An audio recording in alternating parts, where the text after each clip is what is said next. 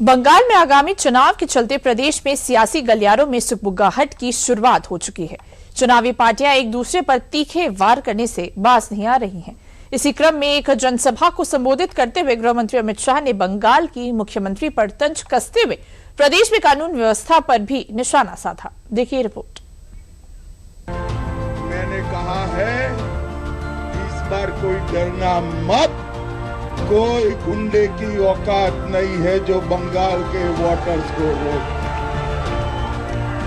इस पर भय मुक्त होकर वोटिंग करना है और सिर्फ हराना नहीं है टीएमसी को, मूल समेत उखाड़कर बंगाल की खाड़ी में फेंक देना है।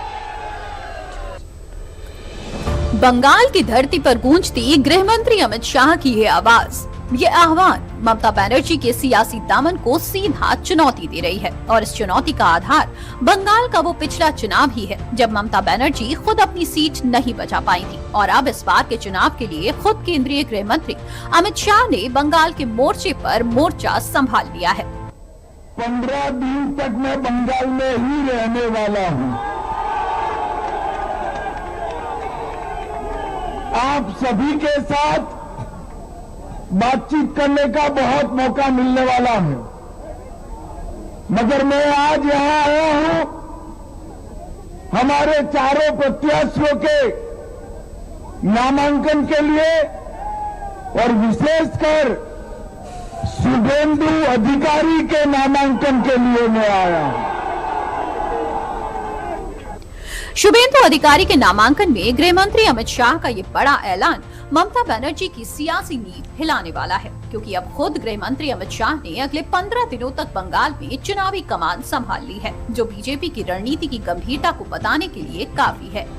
अमित शाह ने गुरुवार को शुभेंदु अधिकारी के नामांकन में एक बड़ा रोड शो कर ममता बनर्जी को उन्हीं के घर में हराने की चुनौती पेश कर दी है।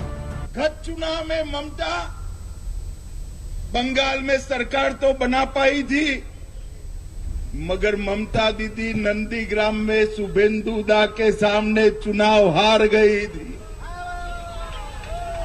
इस बार ममता जी पूरे बंगाल में भी हारेगी और भवानीपुर में भी हारेगी। दरअसल भवानीपुर सीट ममता का मजबूत गढ़ मानी जाती है, लेकिन अब ये बीजेपी के लिए प्रतिष्ठा की लड़ाई बन चुकी है। बीजेपी इस सीट को प्रतीकात्मक लड़ाई के रूप में देख रही है, जहां जीत का मतलब पूरे बंगाल में सत्ता परिवर्तन का रास्ता खोलना हो सकता है। ऐसे में गृह मंत्री का ये बयान सिर्फ एक राजनीतिक हमला नहीं, बल्कि चुनावी रणनीति का बड़ा संकेत भी है।